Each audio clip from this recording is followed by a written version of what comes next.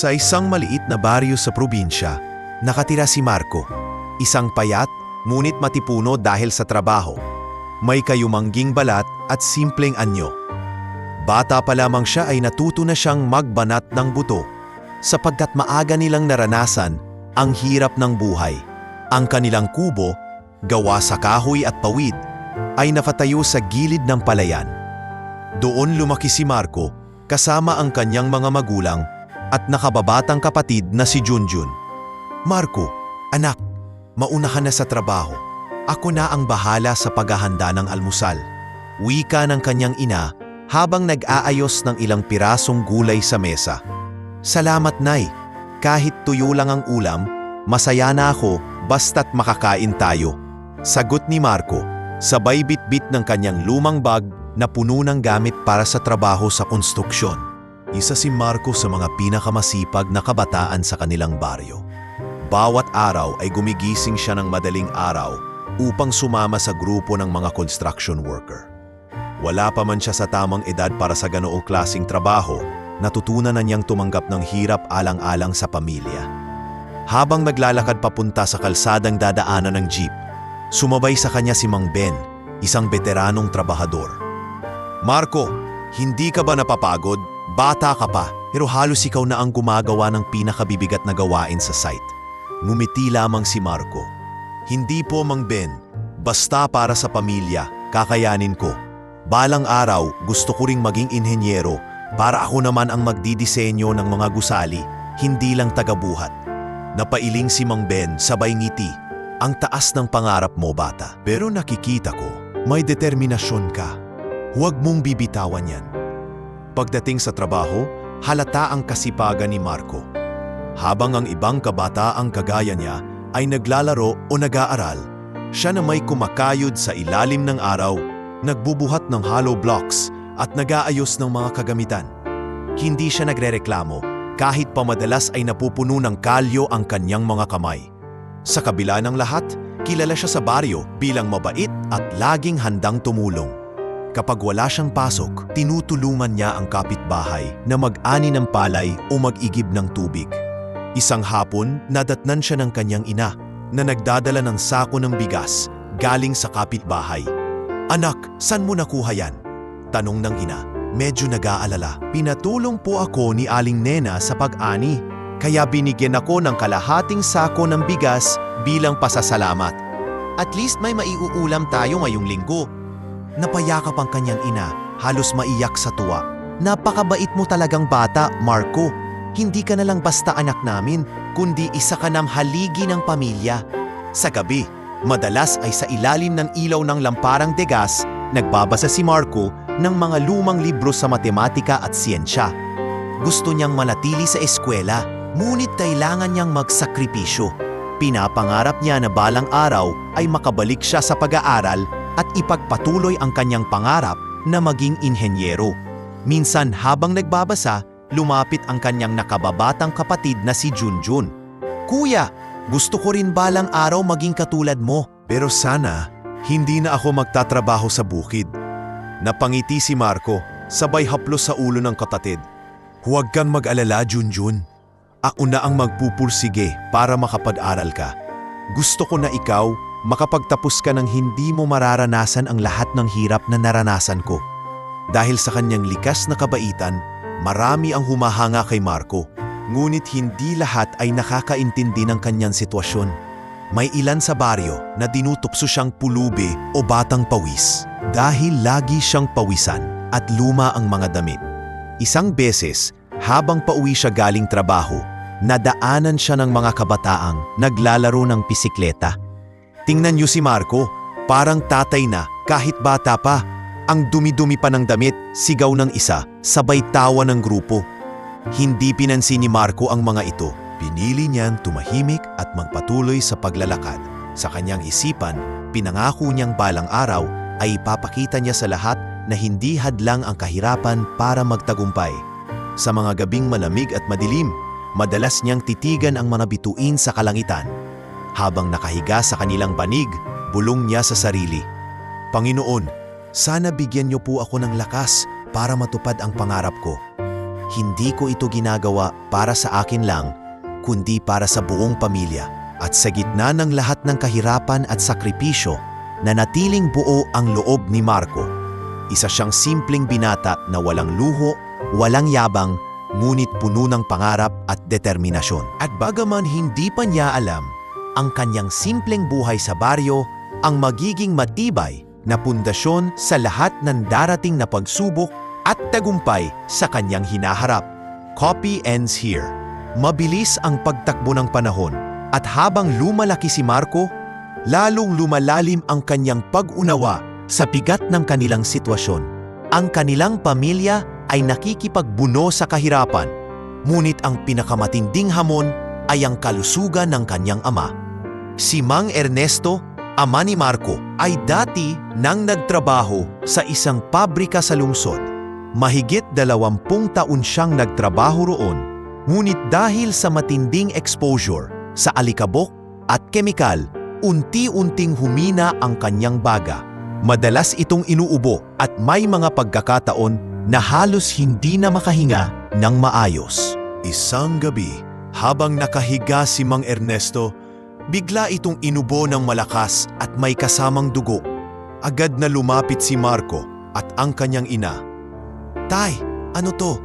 Nag-aalalang tanong ni Marco habang pinupunasan ang labi ng kanyang ama. Mahina ang tinig ni Ernesto. "Wala to, anak. Ubo lang to. Huwag kang mag-alala." Ngunit hindi mapigilan ni Marco ang kanyang luha. Lumapit siya sa kanyang ina na halos mangiyak-ngiyak na rin.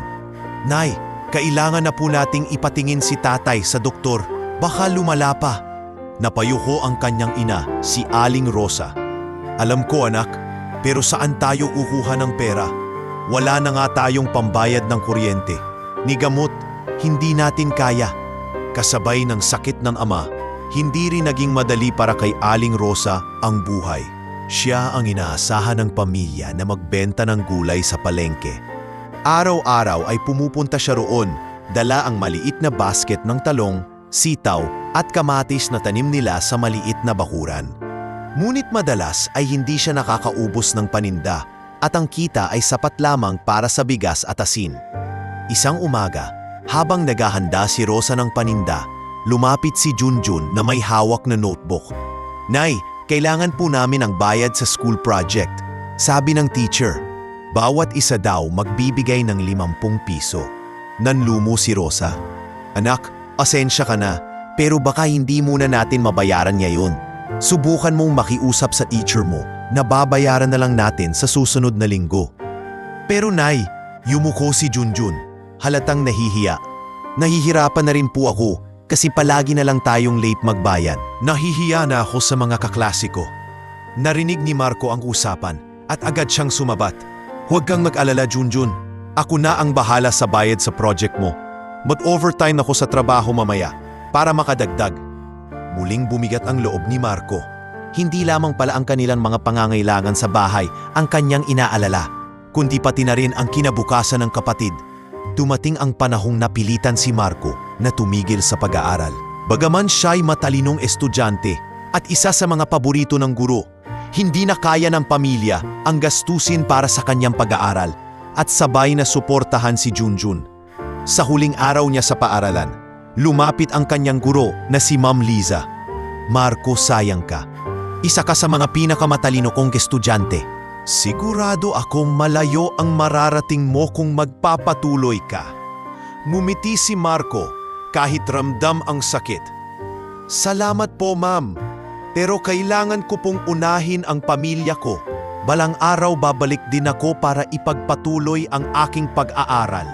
Dahil dito, tuluyan nang naging haligi ng pamilya si Marco. Siya na ang tumayong provider sa murang edad. Bitbit ang responsibilidad na dapat ay hindi pa niya pasan. Sa araw-araw na trabaho, ramdam niya ang bigat ng kanyang tungkulin. Ngunit hindi siya kailanman nagreklamo. Isang gabi, habang sabay-sabay silang kumakain ng tinolang, halos puro sabaw at kaunting gulay lamang, napatingin si Marco sa kanyang pamilya.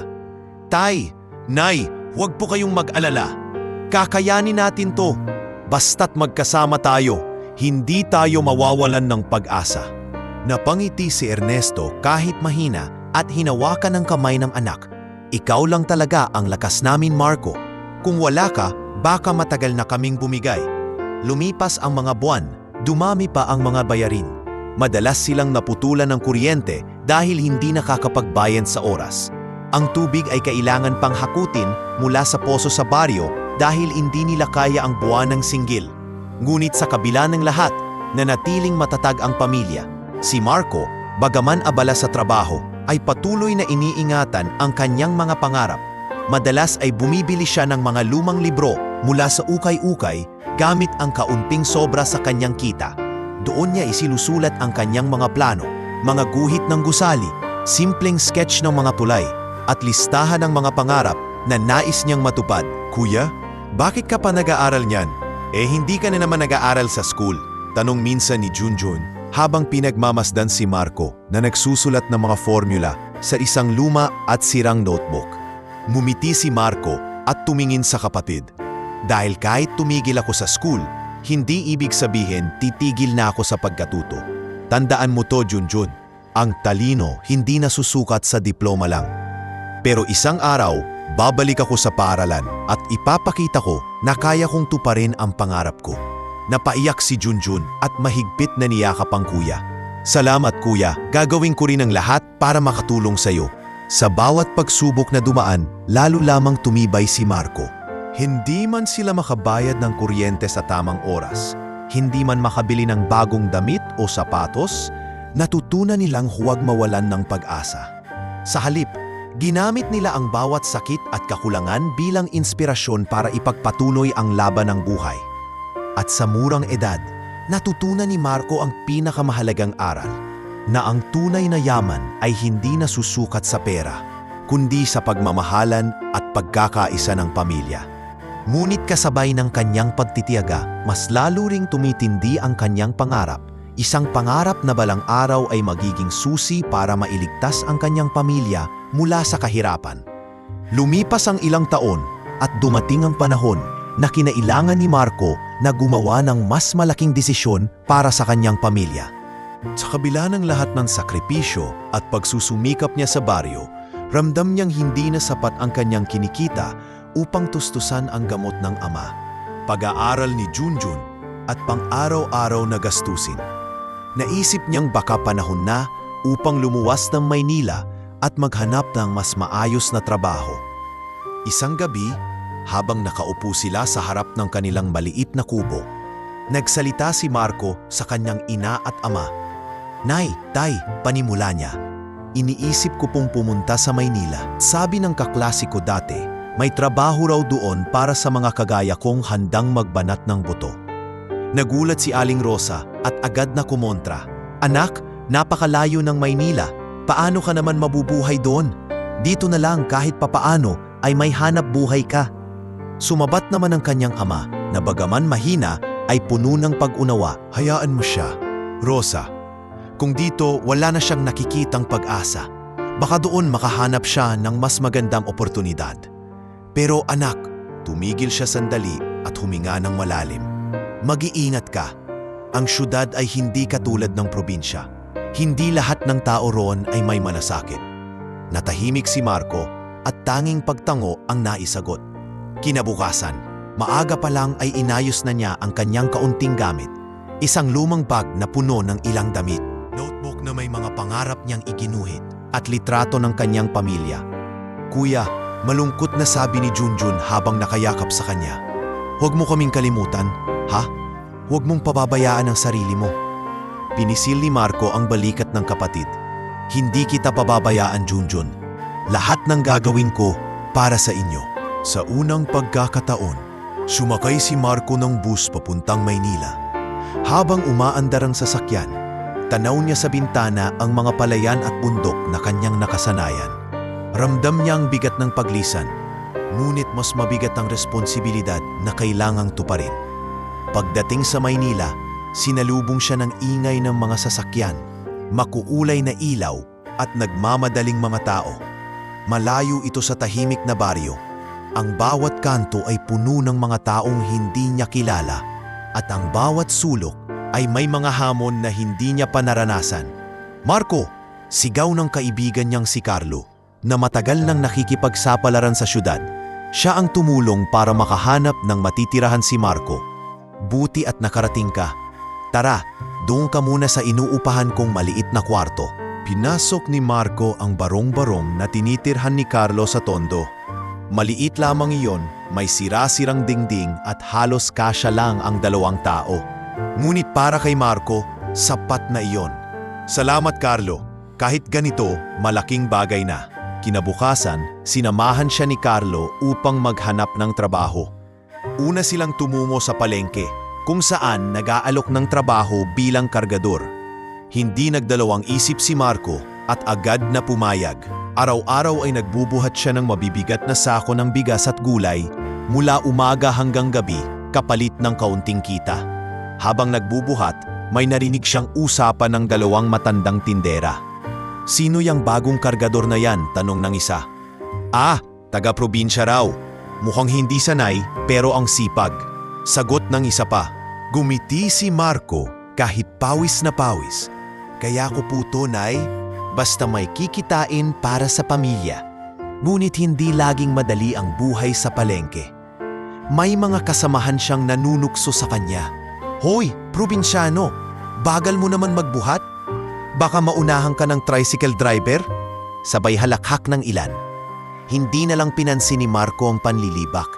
Sa halip, mas lalo niyang pinagsikapan na maging maayos ang trabaho.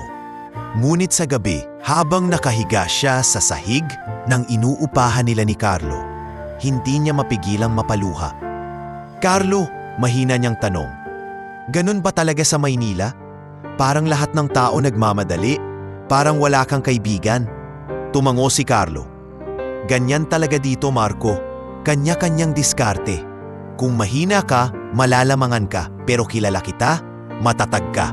Makakahanap ka rin ng mas magandang trabaho.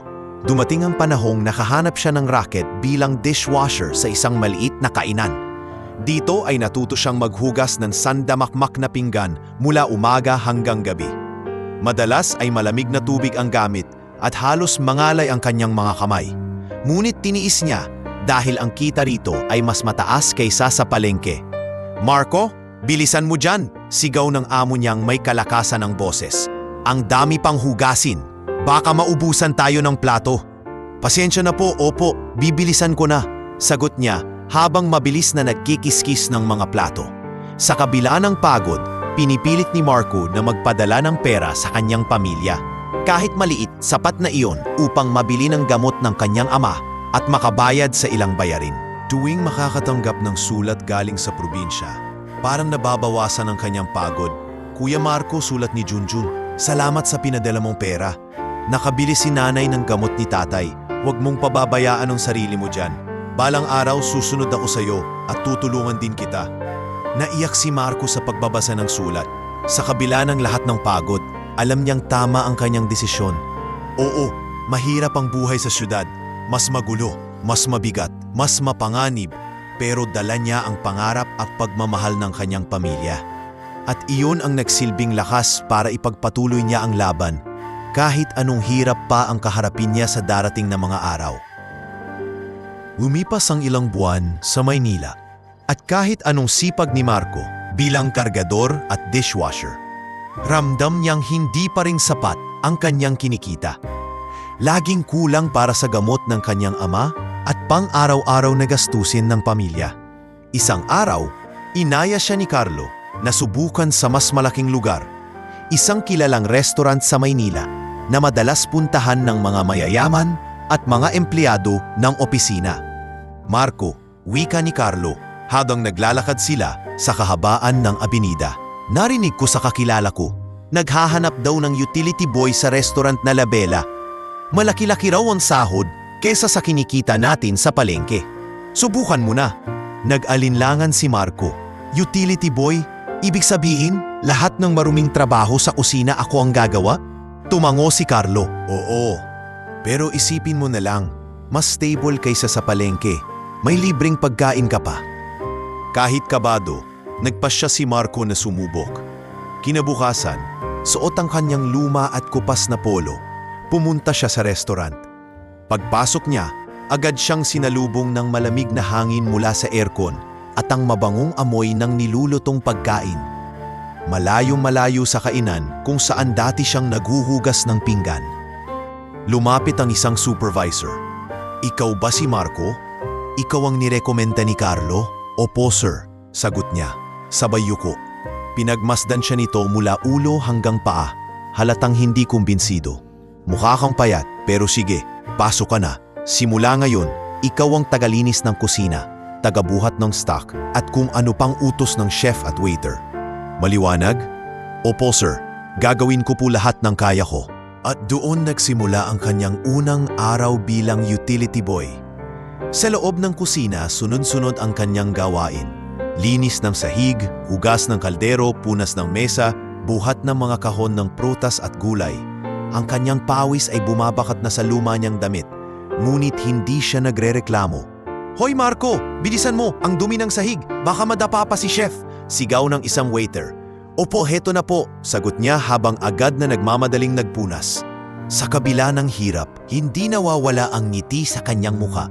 Kapag pinapagalitan siya, ngumiti lang siya at humingi ng paumanhin. Kapag tinutulungan siya ng ibang waiter, buong pusong nagpapasalamat siya. At unti-unti, may ilan sa mga staff na nagsimulang humanga sa kanyang kasipagan. Isang gabi, matapos ang mahabang oras ng paglilinis, nilapitan siya ni Lisa, isang waitress na halos kasing edad niya. "Marco, hindi ka ba napapagod? Halos ikaw na ang gumagawa ng lahat dito." Mumiti si Marco, kahit ramdam ang sakit ng katawan. "Pagod? Oo. Pero iniisip ko na lang, bawat pawis ko may katumbas na pagkain para sa pamilya ko, kaya hindi ko maramdaman ang hirap." Napatingin si Lisa sa kanya at bahagyang natahimik. "Iba ka, Marco. Sana marami pang katulad mo. Ngunit hindi lahat ng kasamahan ay ganito." May ilan na hindi matanggap ang kanyang kasipagan. Lalo na si Arnel, isa pang utility boy na mas matagal na sa trabaho. Madalas niyang tuksuhin si Marco. "Uy, bagong salta, ano ba yan? Parang alibing ka dito, kahit hindi mo gawin lahat, may sahod ka pa rin." "Bakit ka nagpapaalila?" Hindi siya pinatulan ni Marco. "Ginagawa ko lang ang dapat, Arnel. Gusto kong matuto at magtagal dito." Napangiwi si Arnel. "Bahala ka, pero tandaan mo, hindi porket masipag ka, aangat ka agad. Dito, palakasan ang labanan." Sa mga sumunod na linggo nasanay si Marco sa buhay sa restaurant. Alam na niya kung paano dumiskarte sa paglilinis ng mabilis, paano mag-ayos ng stock sa storage room, at paano sumabay sa mabilis na takbo ng trabaho. Naging maaasahan siya ng mga chef, kaya't minsan ay pinapakiusapan siyang tumulong sa simpleng gawain gaya ng pagbabalot ng sibuyas o pagbabalot ng tinapay. Isang araw, lumapit ang head chef. "Marco, may potential ka. Di ka ba interesado na matuto pa tungkol sa pagluluto?" Nagulat si Marco. "Ako po, chef? Utility boy lang po ako." Tumawa ang chef. "Walang mababa o mataas na trabaho dito. Kung gusto mo matuto, manood ka habang nagluluto kami. Baka balang araw, magamit mo to." Naliwanagan ang puso ni Marco. Sa bawat araw na lumilipas, hindi lang siya basta tagalinis, kundi isa ring estudyanteng patuloy na nag-oobserba.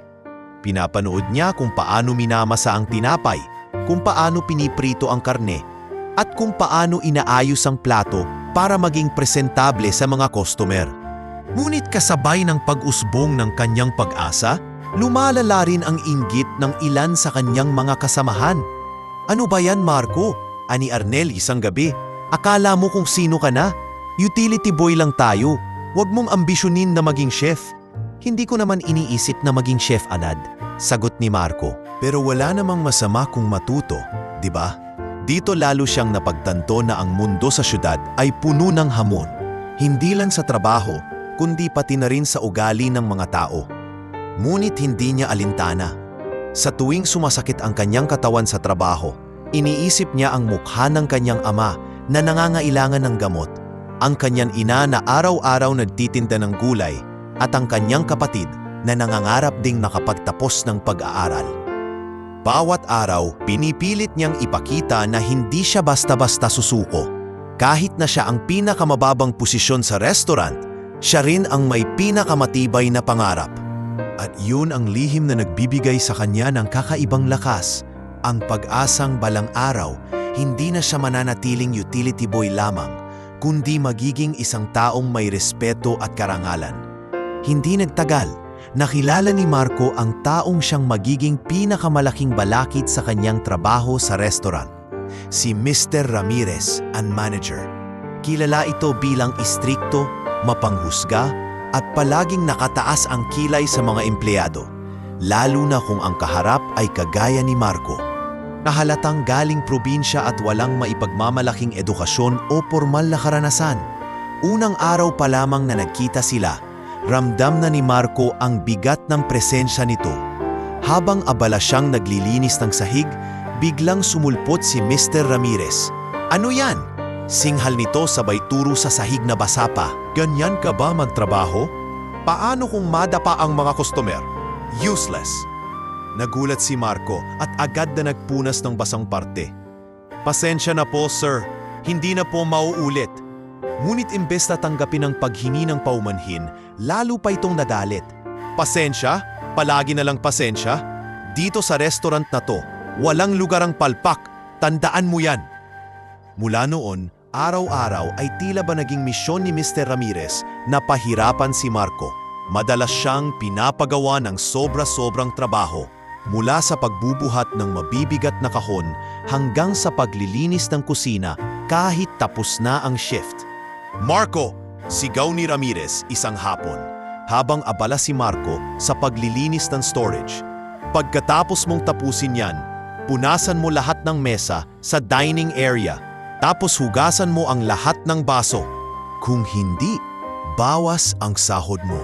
Kahit pawis na pawis at mangalay-mangalay na ang katawan, walang reklamo si Marco. "Opo sir, tatapusin ko po." Isang gabi, habang sabay-sabay nagkakape ang ilang staff, nagbiro ang isa sa kanila. "Marco, parang alipin ka na ni Sir Ramirez. Wala ka bang balak sumuko?" Ngumiti lang si Marco, kahit halatang pagod na. "Hindi ako nandito para makipag-away o magreklamo. Basta't may sahod, may maipapadala ako sa pamilya ko. Kung kailangan kong titiisin ko." Dahil dito, nagkaroon siya ng respeto mula sa ilang kasamahan. Ngunit para kay Mr. Ramirez, mas lalo lamang itong dahilan para siya'y pahirapan. Hindi matanggap ng manager na may mga taong humahanga sa isang kagaya ni Marco. "Hindi kita gusto dito," bulong ni Ramirez minsan habang magkasabay silang nasa kusina. "Sa dami ng aplikante, bakit ikaw pa ang natanggap? Tingnan mo ang sarili mo. Hindi ka bagay dito. Mas bagay ka sa palengke." Natigilan si Marco, ngunit pinili niyang hindi sumagot. Sa halip, tumalikod siya at ipinagpatuloy ang kanyang trabaho. Kuwento ng ibang staff, matagal nang kilala si Mr. Ramirez sa pagiging mapanghusga. Para dito, nakikita niya lamang ang panlabas na anyo ng tao. Kung may branded na damit, magaling. Kung mukhang mahirap, walang halaga. At iyon ang dahilan kung bakit si Marco ang madalas niyang puntirya. Ngunit sa kabila ng lahat, hindi tuluyang pinanghinaan ng loob si Marco. Madalas niyang kausapin si Liza, na laging nagbibigay sa kanya ng payo at lakas ng loob. "Marco, huwag mong masyadong damdamin si Sir Ramirez," wika ni Liza isang gabi habang sabay silang nag-aayos ng mga gamit. "Talagang ganyan siya sa lahat ng bagong empleyado. Pero mas grabe talaga sa mga kagaya mong, alam mo na." Napayuko si Marco. "Oo, alam ko. Sa tingin niya wala akong halaga. Pero hindi na bago sa akin yan. Sa probinsya pa lang sanay na akong tuksuhin at maliitin. Ang mahalaga, alam ko kung bakit ako nandito." "Alam ko rin," sagot ni Liza, sabay tapik sa balikat niya. "At sigurado akong darating ang araw, mapapatunayan mong mali siya." Ngunit habang tumatagal, lalong bumigat ang pasanin ni Marco. Sa bawat araw, para siyang pinapasan ang lahat ng gawain sa restaurant. Isang beses matapos ang isang napakahabang shift, halos bumigay na ang katawan niya. "Marco, ano yung ginagawa mo? Bakit mabagal ka?" Muli na namang singhal ni Ramirez. "Kung hindi mo kaya, umalis ka na lang." Pinilit ni Marco na tumayo ng diretso at numiti. "Kaya ko pa, sir. Hindi po ako aalis." Ngunit sa kaloob-looban niya, Ramdam niyang hindi madali ang laban. Para siyang nasa gitna ng dagat, pinipilit lumangoy kahit napapagod dahil alam niyang kung bibitaw siya, lulubog ang kanyang pamilya. Isang gabi, habang nakahiga sa kanyang inuupahan, kinausap niya ang sarili. Hindi ako pwedeng sumuko. Hindi ako pwedeng patalo. Hindi niya alam kung gaano kahalaga ang bawat sentimong kinikita ko dito. At sa gitna ng mga pang-api at panghuhusga ni Mr. Ramirez, lalong tumibay ang loob ni Marco. Oo, mahirap. Oo, puno ng pagod. Ngunit sa bawat insulto, mas lalo niyang pinanghahawakan ang kanyang pangarap na balang araw hindi na siya basta utility boy na minamaliit ng kanyang manager, kundi isang taong kayang tumindig ng may dangal at respeto. Lumipas ang mga linggo at tila mas lalong naging malupit ang trato ni Mr. Ramirez kay Marco. Sa bawat maliit na pagkakamali, hindi lang siya pinapagalitan, kundi ipinapahiya pa sa harap ng mga kasamahan. Ngunit ang pinakamasaklap na araw para kay Marco ay dumating isang gabi, sa gitna ng kanilang staff dinner. Bilang tradisyon ng restaurant, tuwing may bagong empleyado, may tinatawag silang initiation. Karaniwan itong biruan o simpleng pakulo para sa bonding ng mga staff. Ngunit sa pagkakataong iyon, sinadya ni Mr. Ramirez na gawing paraan ang inisyasyon para ipahiya si Marco. Mga kasama, sigaw ng manager habang nagsisimula ang kainan. Ngayon, may bago tayong empleyado. At para maging ganap na bahagi siya ng ating pamilya dito sa Labela, kailangan niyang dumaan sa inisyasyon. Natahimik ang lahat, sabay tingin kay Marco na nakaupo sa pinakadulo ng mesa, tahimik at halos nangingingig. Ano pong inisyasyon, sir? Tanong ng isa sa mga waiter. Medyo nag-aalala. Ngumisi si Ramirez at sinenyasan ang isa pang staff na may dalang bandehado. Sa ibabaw nito, may isang pirasong hilaw na manok, mapula at malamig pa. Ito, sigaw ng manager. Kafainin ni Marco ang hilaw na manok na ito bilang tanda na tatanggapin niya ang lahat ng hamon sa trabaho. Nagulat si Marco at halos mabitawan niya ang tinidor na hawak. Sir, hindi po ba delikado yan? Hindi po ba't nagkakasakit ang tao kapag kumain ng hilaw na karne? Tumawa ng malakas si Ramirez. Takot ka ba, probinsyano? Kung hindi mo kaya, baka hindi ka bagay dito. Dito sa syudad, dapat matapang ka. Nagtawanan ang ilan sa mga staff at nagsimula ang buluman. May mga naglabas pa ng cellphone para i-video ang nangyayari. Sa gitna ng ingay at kantiyawan, nakaramdam si Marco ng matinding hiya. Marco, kaya mo yan! Sigaw ng isa, halatang nang aasar. Kung hindi mo kaya, umuwi ka na lang sa baryo mo, dagdag ba ng isa. Pinilit ni Marco na manatiling kalmado.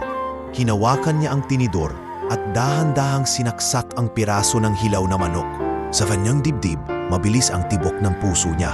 Sa isipan, naririnig niya ang tinig ng kanyang ina at kapatid. Para sa pamilya anak, para sa pamilya kuya. Isang kagat lang ang kanyang ginawa at agad siyang napangiwi sa lasa. Malamig, malansa at halos ikasuka niya. Ngunit sa halip na magsuka o itapon, pinilit niyang ngumiti kahit nangingilid ang luha sa kanyang mga mata. Eto po, mahina niyang wika, sabay lunok. Tapos na. Nagtawanan ang lahat, nagsisigawan at halos magpalakpakan. Para bang isang palabas lamang ang kanyang paghihirap. Ang ilan ay nagsabi pa ng, "Astig ka, probinsyano." Ngunit halata sa kanilang tawa na hindi iyon papuri, kundi panunuya. Habang tumatawa ang iba, may iilang staff na halatang hindi komportable. Lalo na si Liza na hindi makatingin kay Marco. Lumapit siya pagkatapos ng kainan. Ni Marco, bulong niya, "Bakit mo hinayaan? Pwede mo namang tanggihan." Napayuko si Marco at mahina ang tinig. "Kung tatanggi ako, baka mawalan ako ng trabaho. Hindi ko pwedeng gawin yun, Liza. Hindi para sa akin ang trabaho na to, kundi para sa pamilya ko." Sa sulok ng kanyang mata, nakita niyang may dalawang customer na nakatingin sa kanila mula sa ibang mesa. Ang isa, halatang nagulat sa ginawa ni Ramirez, at ang isa namay, umiling na lamang. Ngunit wala ni isa sa kanila ang naglakas loob magsalita. Kinabukasan, kumalat ang video sa loob ng staff group chat. Mabilis itong nagtrending sa kanila at naging paksa ng tawanan. "Marco, sikat ka na! Sigaw ni Arnel habang pinapakita ang cellphone niya. Ikaw na ang bida sa palabas na hilaw na manok. Pinilit ni Marco na hindi magpakita ng galit. Walang problema, wika niya. Ang mahalaga, may trabaho pa rin ako. Ngunit sa loob-loob niya, ramdam ang hapdi ng kahihiyan. Sa oras ng break, tahimik siyang nagkulong sa maliit na storage room. Doon niya hinayaan ang sarili na umiyak. Bakit ganito? Bulong niya. Bakit palaging kailangan kong magpakaapi? Hindi ba sapat ang sakripisyo ko? Ngunit matapos ang ilang minutong pang-iyak, pinunasan niya ang kanyang luha at muling nagtrabaho. Pinangako niya sa sarili, hindi ako magpapatalo. Hindi nila alam, mas malakas ako kaysa sa iniisip nila. At sa kabila ng matinding hiya at sakit na naranasan, isang bagay ang malinaw kay Marco, na sa bawat pagbagsak, may dahilan para muling tumindig. Na sa bawat pagluha, may pagkakataon para mas maging matatag. Hindi niya alam na ang araw na iyon kung saan siya pinilit kumain ng hilaw na manok at pinagtawanan ang magiging simula ng mas malaking pagbabago sa kanyang kapalaran. Matapos ang gabi ng inisyasyon, hindi mapigilan ni Marco ang bigat ng kalooban. Habang naglalakad pa uwi sa kanyang inuupahang barong-barong, ramdam niya pa rin ang mga tawa at panunuya ng kanyang mga kasamahan. Para bang bawat hakbang niya ay may kasamang panguuyam. Ngunit higit sa lahat, ang lasa ng hilaw na manok ay tila hindi pa rin nawawala sa kanyang dila. Isang alaala ng kahihiyang pilit niyang pinasan. Kinabukasan, balik siya sa trabaho. Kahit ramdam ang bigat ng katawan at ang matinding hiya, pinilit niyang magpakita ng tapang. Ngunit iba na ang tingin sa kanya ng mga tao. Sa mismong restaurant, ang ilang kustomer ay nakarinig na rin ng nangyari. Ang iba'y nakiyusyoso, ang iba nama'y nakisabay sa panunuya. Siya ba yung kumain ng hilaw na manok? Bulong ng isang babaeng kustomer sa kasama. Nakakaawa naman. Hindi, nakakatawa nga sagot ng isa, sabay tawa. Sino bang matinong tao ang papayag sa ganon? Narinig ni Marco ang usapan. Ngunit wala siyang nagawa kundi magpatuloy sa paglilinis ng mesa. Sa kabila ng lahat, pinilit niyang magmukhang walang naririnig. Subalit sa loob-loob niya, parang pinupunit ang kanyang dignidad. Isang hapon, habang abala siyang nagdadala ng mga kahon ng prutas papunta sa storage room, bigla siyang natapilok at nabagsakan ng ilang kahon sa sahig. Tumawa agad ang ilan sa kanyang mga kasamahan. Marco, baka gusto mong kainin din yan? Hilaw pa naman ang mga mangga. Sigaw ng isa. Muling nag-ingay ang paligid. Nagtawanan sila na para bang isang palabas lamang ang nangyari.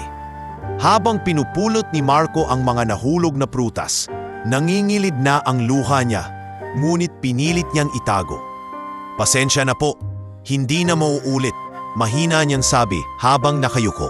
Sa kabilang dulo ng restaurant, 2 customer ang muling nakasaksi, isang matandang babae at ang kanyang anak na lalaki. Natahimik sila sa eksena. Anong ginagawa nila sa batang yan? Tanong ng ina. Hindi ba't sobra naman ang panlilibak? Ngunit mahina lang ang sagot ng anak. Ganito na raw talaga dito, inay. Kung mahirap ka, madalas kang pinaglalaruan. Kahit may nakapansin at naawa, walang lumakit para ipagtanggol si Marco. Ang bawat isa ay natatakot na baka sila ang mapagbalingan ng manager. At sa puntong iyon, naramdaman ni Marco na siya'y nag-iisa laban sa lahat. Sa kabila ng lahat, pinilit niyang magpatuloy. Nang matapos ang shift, lumapit si Liza sa kanya. Marco, mahina niyang sabi, hindi mo kailangang tiisin lahat ng ito. Kung gusto mo, tutulungan kitang maghanap ng ibang trabaho. Umiling si Marco, Liza, hindi ako pwedeng umalis. Kahit gaano kahirap, kahit gaano kasakit, kailangan kong manatili. Hindi ko pwedeng iwanan ang pamilya ko na walang maaasahan. Kahit ako na lang ang mahirapan, basta't sila ay may makakain at may gamot si tatay. Halos mapaluha si Liza, ngunit wala siyang naisagot. Alam niyang totoo ang sinasabi ni Marco. Ang sakripisyo nito ay higit pa sa kanyang sarili. Ito ay para sa kanyang pamilya. Lumipas ang ilang araw at tila hindi natatapos ang pang-aapi. Sa bawat pagkilos ni Marco, may laging nakabantay upang pagtawanan siya. Minsan, habang naglilinis siya ng sahig, bigla siyang binuhusan ng tubig ni Arnel. "Hoy Marco, baka gusto mong maligo na rin." Sabay tawa ni Arnel at ng iba pang staff. Basang-basa si Marco at ang ilan sa mga customer ay nagulat sa kanilang nakita. May ilan na nagtangkang magsumbong, ngunit agad itong tinakpan ni Mr. Ramirez. "Wala yun, nagbibiro lang ang mga empleyado ko. Mabilis nitong paliwanag. Normal lang yan sa amin." Ngunit hindi normal para kay Marco. Habang pinupunasan niya ang sarili gamit ang basang-basahan, naramdaman niyang unti-unti nang nababasag ang kanyang loob. Sa gabing iyon, habang mag-isa siyang nakaupo sa inuupahan niyang maliit na kwarto, hindi niya napigilang umiyak ng tuluyan. "Bakit apo? Ano bang kasalanan ko para tratuhin nila akong ganito? Wala naman akong ibang ginawa kundi magtrabaho at magsumikap." Ngunit sa kalagitnaan ng kanyang pagluha, naalala niya ang mukha ng kanyang ama, ina at kapatid. Naramdaman niya ang bigat ng responsibilidad. Ngunit kasabay nito ay ang lakas ng kanyang pagmamahal. "Hindi ako susuko," bulong niya sa sarili. "Kung hindi ko kayang ipagtanggol ang sarili ko ngayon, darating din ang araw na makakabangon ako. At sa araw na yon, lahat ng nanakit sa akin ay mapapahiya." Sa restaurant, patuloy ang kanyang pagtitiis. Habang ang iba ay natatawa sa kanyang paghihirap, may iilan ding nakaramdam ng awa. Ngunit walang naglakas loob na magsalita, kaya nanatili siyang biktima ng kanilang panunuya. Ngunit hindi alam ng lahat, ang bawat luha, ang bawat insulto, at ang bawat kahihiyan na naranasan ni Marco ay nagsisilbing gatum upang palakasin ang kanyang loob. Na sa kabila ng kanyang abang kalagayan, may darating na araw na ang lahat ng kanilang tawa ay mapapalitan ng pagkakahiya at pagsisisi. At ang nakakaawang eksena na paulit-ulit na naranasan ni Marco sa loob ng restauran, ang pagtawa ng mga tao habang siya ay pinapahirapan, ang siyang maghahanda sa kanya sa mas malaking pag-ikot ng kapalaran na hindi na matatakasan ni numan. Dumating ang isang gabing hindi malilimutan ni Marco. Isang gabing babago sa takbo ng kanyang buhay. Isang malaking grupo ng customer ang dumating sa La Bella, mga negosyante, ilang kilalang personalidad at mismong may-ari ng restaurant na si Don Enrique na bihirang bumisita sa mismong operasyon ng kanyang negosyo. Sa oras na iyon, naroon si Marco sa kanyang nakasanayang gawain. Nagbubuhat ng kahon ng alak papasok sa kusina. Pinagpapawisan siya ng todo, ngunit pinilit niyang kumilos ng maayos. Ngunit tulad ng nakasanayan, hindi pinalampas ni Mr. Ramirez ang pagkakataon upang muling ipahiya siya. "Marco!" sigaw ng manager sabay saboy ng tubig mula sa baso. "Ang dumi ng uniforme mo, paano kung makita ka ng mga customer? Nakakahiya ka. Kung hindi ka lang mura, matagal na kitang tinanggal." Natahimik ang ilang staff. May ilan pang napahinto sa pagtawa dahil naroon na ang may-ari ng restaurant. Ngunit hindi napansin ni Ramirez na pinapanood siya nito mula sa malayo. Habang nakayuko si Marco at pinupunasan ng pasang uniforme, muling nagsalita ang manager. "Para malaman ng lahat na walang kwenta itong si Marco, magpapakita tayo ng isa pang inisyasyon. Hindi ba't mahilig kang magpakamartir, Marco? Sige, kumain ka ng tira-tira mula sa basurahan ng kusina." Natawa ang ilan, ngunit sa pagkakataong iyon, may ilan ding napakunot noo. Lalo na ang mga customer na nakasaksi. Si Marco, bagaman nanginginig ang buong katawan, ay tahimik lamang na tumingin sa mesa kung saan nakaupo si Don Enrique at ang kanyang mga bisita. At sa pagkakataong iyon, isang bagay ang nangyari. Habang pilit siyang itinutulak ni Arnel patungo sa basurahan bilang bahagi ng kalokohan ng manager, biglang nahulog mula sa bulsa ni Marco ang kanyang ID, isang makapal at matibay na card na nakalagay sa loob ng lumang pitaka. Nahulog ito sa sahig at agad na napansin ng isa sa mga waiter. "Ano to?" tanong ng waiter, sabay pulot. Pagtingin niya, namutla ito. Scholarship ID, Engineering Scholar, Future Trainee, Luna Group of Companies. Biglang natahimik ang lahat. Ang pangalan ng Luna Group ay hindi basta-basta. Isa itong dambuhalang korporasyon na kilala sa buong bansa, nagmamay-ari ng mga gusali, kumpanya ng konstruksyon at maging ilang kilalang establisimento. Kinuha ni Don Enrique ang ID mula sa waiter at tiningnan ito. Marco Santos, bulong niya, sabay lingon sa binata. Ikaw ba ito? Nagulat si Marco at agad na tumango. Bagaman halata ang kaba sa kanyang mukha. Opo sir, dati po akong scholar ng Luna Group. Pero napilitan po akong huminto sa pag-aaral dahil sa kalagayan ng pamilya ko. Kailangan ko pong kumayod para matustusan sila. Parang sumabog ang katahimikan sa restaurant. Ang lahat ng kanina'y tumatawa ay napayuko. Si Mr. Ramirez, na kanina'y mapangahas, ay biglang nanlamig at hindi makapagsalita. Anong ibig sabihin nito? Malakas na tanong ni Don Enrique. Ang binatang ito na tinatrato nyo na parang basurero ay isang scholar ng pinakamalaking kumpanya sa bansa? At kayo, anong ginawa nyo? Pinapahiya siya, pinapagawa ng kahihiyan. Walang makasagot. Nakatitig lamang sila sa sahig, lalo na si Ramirez na halos pawisan at nanginginig. Lumapit si Liza kay Marco, hawak ang kanyang braso. Marco, bakit hindi mo sinabi? Mahinang sagot ng binata. Wala namang saysay kung sasabihin ko. Ang mahalaga, kumikita ako para sa pamilya ko. Hindi ko naman kailangan ng pagkilala. Ngunit hindi pumayag si Don Enrique. Tumayo siya mula sa mesa at nagsalita sa harap ng lahat ng empleyado at customer. Mula ngayon, tatandaan ninyo, ang labela ay hindi lugar para sa pang-aapi. At ikaw, Ramirez, sabay turo sa manager. Wala ka ng karapatang manatili sa posisyong yan. Epektibo ngayon, tinatanggal na kita. Halos mapaluhod si Ramirez sa hiya at pakiusap. Ngunit hindi na siya pinakinggan. Ang ibang staff na kanina'y nanunuya kay Marco ay napayuko at hindi makatingin. Samantala, ang mga customer ay nagsimulang magpalakpakan. Ang ilan ay lumapit kay Marco at nagsabi ng mga salitang tulad ng, "Pasensya ka na, iho, at ikaw ang tunay na may dignidad." Sa pagkakataong iyon, unang beses na nakaramdam si Marco ng pag-angat ng kanyang pagkatao. Oo, pinagtatawanan siya noon, pinapahiya at ginagawang palabas. Ngunit sa isang iglap, nakita ng lahat ang kanyang tunay na pagkakakilanlan. Hindi isang abang utility boy, kundi isang binatang may pangarap at kinabukasan. Pagka-uwi niya sa kanyang inuupahan, halos hindi pa rin makapaniwala si Marco. Habang hawak ang ID na nagbunyag ng kanyang lihim, umupo siya at huminga ng malalim. Salamat po, Diyos ko, bulong niya.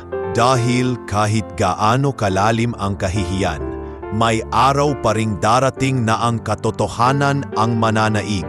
At mula sa gabing iyon, nagbago ang tingin ng lahat sa kanya. Hindi na siya ang mahirap na binatang pinagtatawanan. Siya na ngayon ang binatang may kinabukasan at ang kanyang pangalan ay tatatak hindi lamang sa labela, kundi sa mga taong nakasaksi sa himalang pagbabalik ng kanyang dangal. Pagkatapos ng gabing iyon sa labela, mabilis kumalat ang balita tungkol sa nangyari. Hindi lang mga empleyado ang nakarinig ng insidente, kundi pati mga kustomer na nakasaksi mismo ay ikinuwento ang lahat sa kanilang mga kakilala. Ang pangalan ni Marco, na dati kaakibat ng kahihiyan at panunuya, ay biglang naging simbolo ng tibay ng loob at pagsumikap. Inabukasan, pagdating pa lang ni Marco sa restaurant, iba na ang tingin ng kanyang mga kasamahan sa kanya. Wala na ang malisyosong tawa, wala na ang mga biro. Sa halip may ilang nagbaba ng ulo, nahihiyang lapitan siya. Marco, wika ng isang waiter, si Jonas, habang kinakamit ang batok. Pasensya ka na sa lahat ng sinabi ko dati. Hindi ko alam na ganun ka pala. Nahiya ako sa sarili ko. Tahimik na ang umiti si Marco. Wala na yon. Hindi na mahalaga kung ano ang nangyari. Ang mahalaga, natututo tayo sa mga pagkakamali natin. Ngunit hindi lang sa kanyang mga kasamahan nagbago ang lahat. Sa mismong oras na iyon, dumating si Don Enrique, ang may-ari ng labela. Tinawag niya si Marco sa opisina ng restaurant. Marco, panimula ng matanda habang nakatingin sa kanya. Kahapon, ipinakita mo hindi lang sa akin kundi sa lahat ng narito kung gaano ka katatag. Ang ipinakita mong tiyaga at pagpapakumbaba ay bihirang-bihira akong makita sa kabataan ngayon. Napayuko si Marco, halos hindi makapaniwala sa mga naririnig. Sir, wala naman po akong ginawang espesyal. Ginawa ko lang po ang tama. Hindi hiho, tugon ni Don Enrique. Ang ginawa mo ay higit pa sa tama at bilang patunay ng aking paghanga, nais kong tulungan ka. Kung gusto mo, maaari kang bumalik sa pag-aaral. Ako ang sasagot sa lahat ng gastusin. At kapag natapos ka, may lugar ka sa kumpanya ko. Hindi lang dito sa restaurant, kundi sa mismong Luna Group. Nanlaki ang mata ni Marco at halos mapaupo sa gulat. Sir, totoo po ba yan? Ako po, bibigyan niyo ng pagkakataon. Ngumiti si Don Enrique. Oo, at karapat-dapat ka.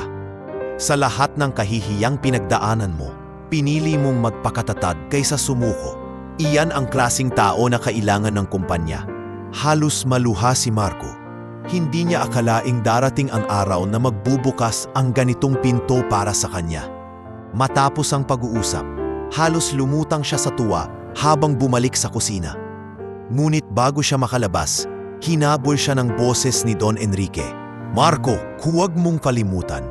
Ang tunay na tagumpay ay hindi lang nasusukat sa pera o posisyon, kundi sa kung paano mo pinararangalan ang sarili mo at ang mga taong umaasa sa iyo.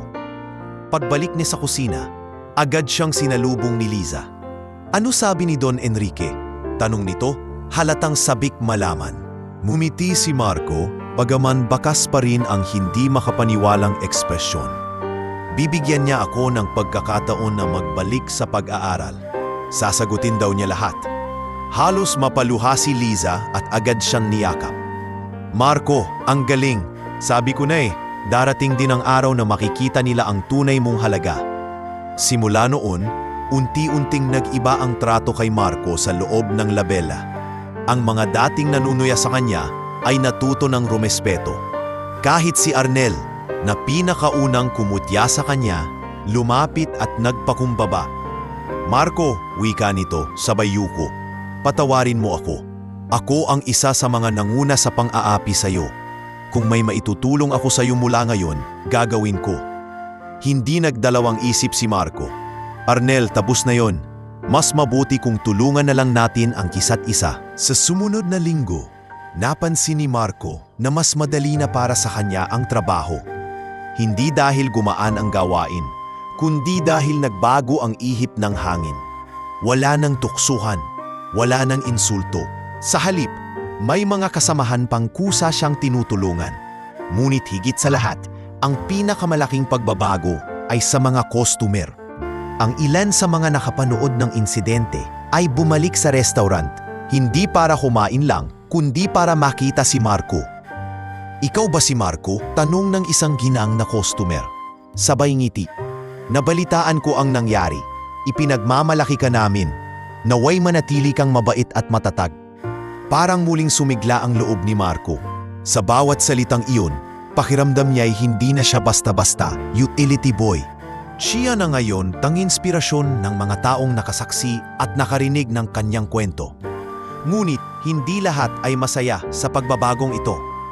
Sa isang sulok ng syudad, si Ramirez na ngayon natanggal sa trabaho ay galit na galit.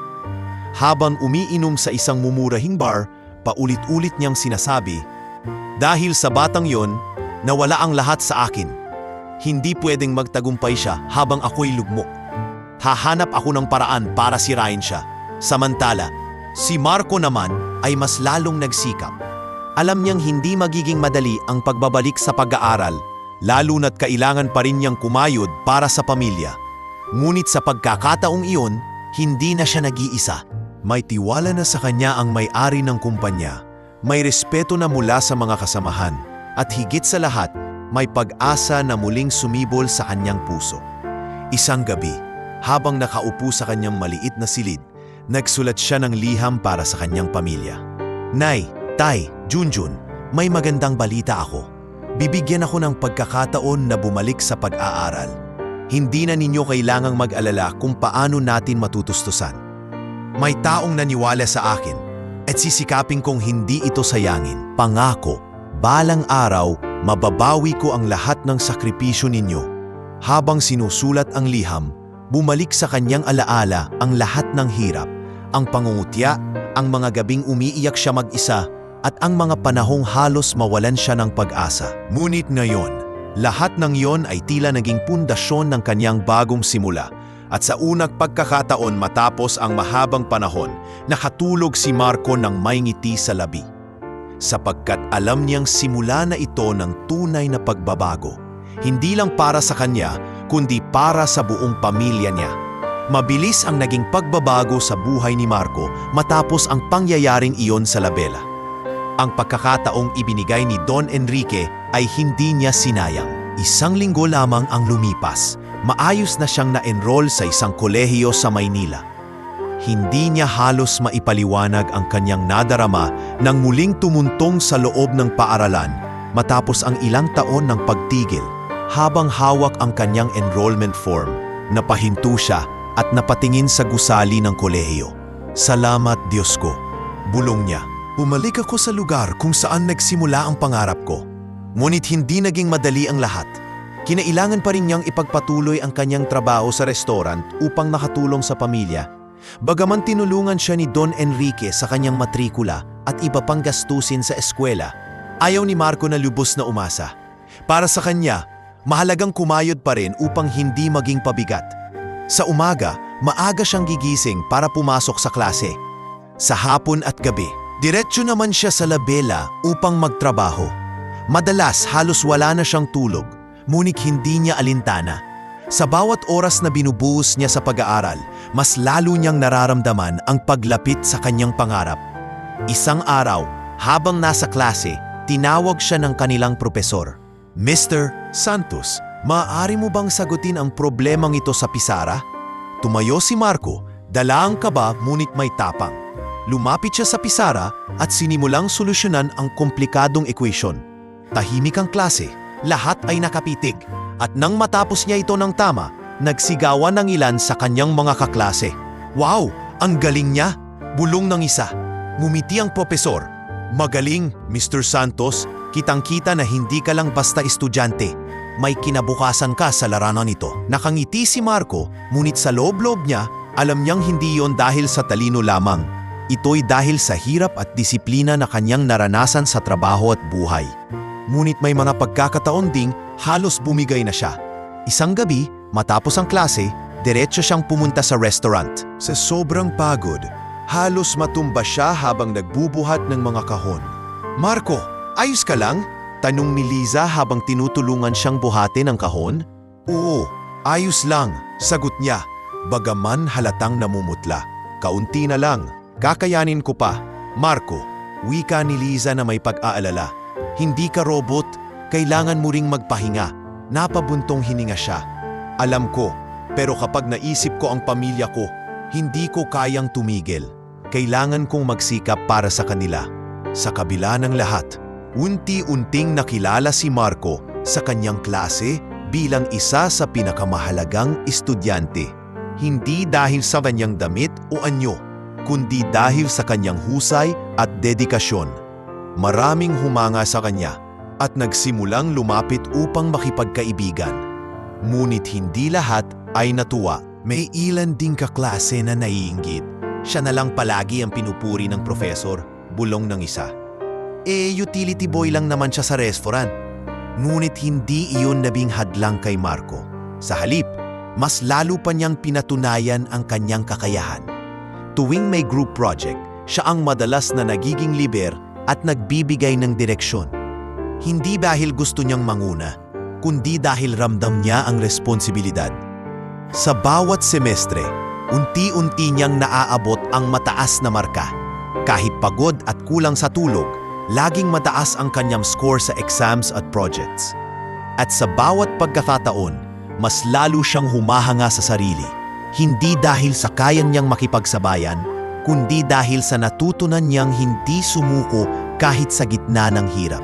Minsan, habang nakaupo siya sa maliit na library ng kolehiyo, sinamahan siya ni Liza na dumalaw mula sa restaurant. "Alam mo, Marco," panimula ni Liza, "kapag nakikita kitang ganyan, nag-aaral ng seryoso. Parang nai-inspire din ako. Hindi ko man natuloy ang pag-aaral ko. Pero ikaw ang patunay na kahit mahirap, pwedeng mangarap. Tumingin si Marco sa kanya at ngumiti. Liza, hindi pa huli para sa'yo. Kung gusto mo, tutulungan kitang makabalik din sa school. Napayuko si Liza at namula. Salamat Marco, kahit simpleng salita lang yan, ang laking bagay na. Lumipas ang mga buwan at tumating ang panahon ng midterms. Muli, pinatunayan ni Marco ang kanyang galing.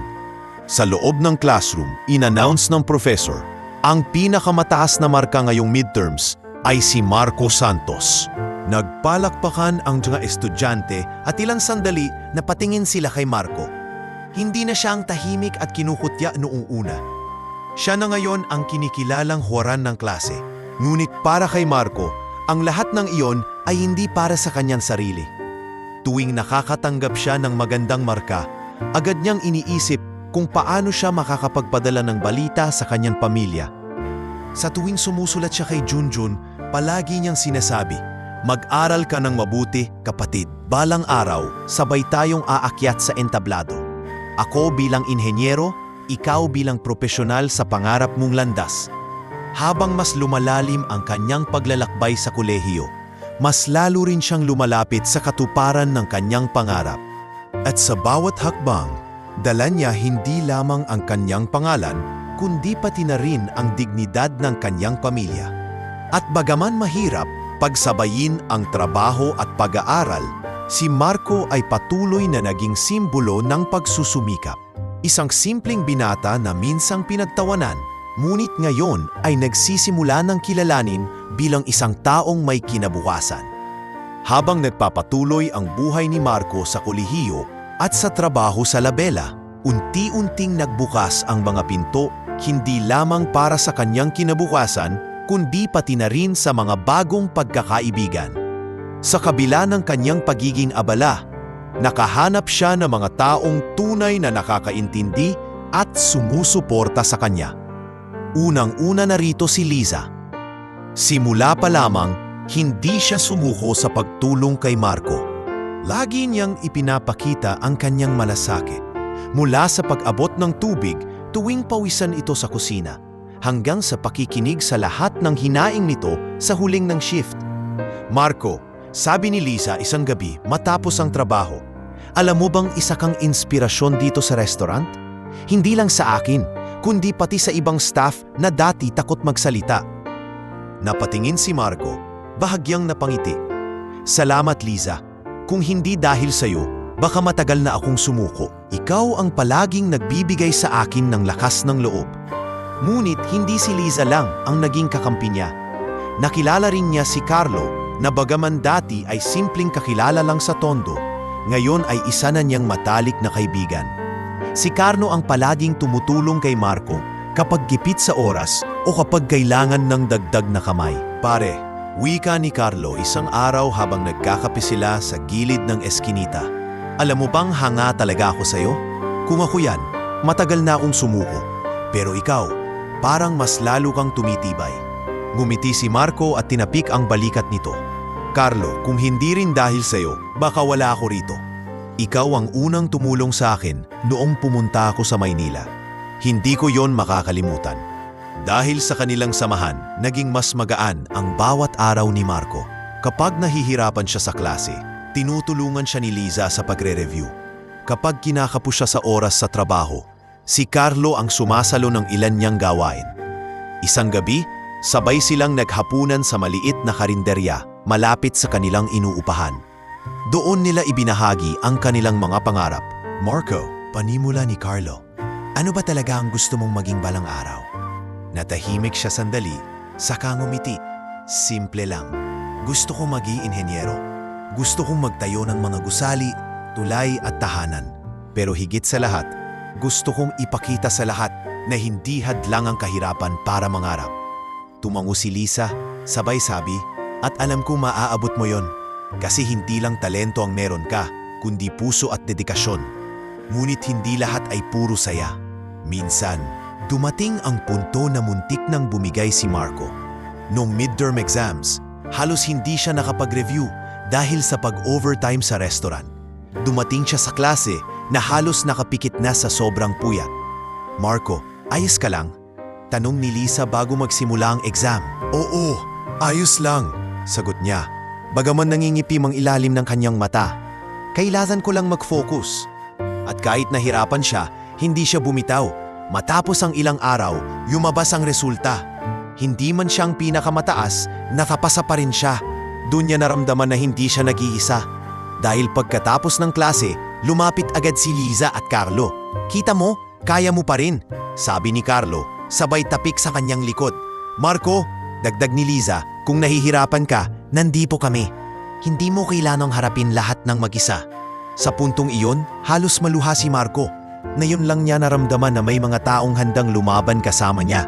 Hindi lang dahil sa trabaho, kundi pati sa kanyang pangarap. Unti-unting naging pamilya para kay Marco, sina Liza at Carlo. Sa mga pagkakataong wala ang kanyang tunay na pamilya sa probinsya, sila ang pumupuno sa kanyang pagkukulang.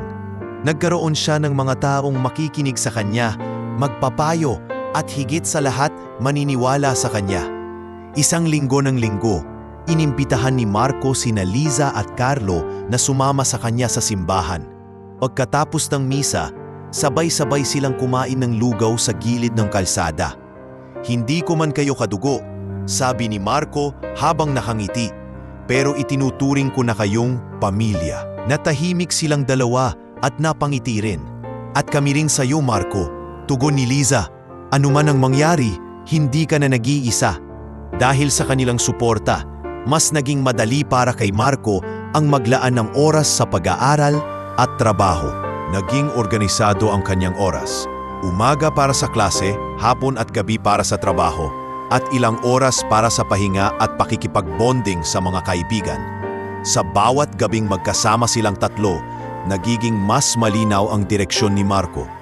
Ang kanyang pangarap ay hindi na lamang para sa sarili o pamilya, kundi para rin sa mga kaibigan na naging bahagi ng kanyang paglalakbay.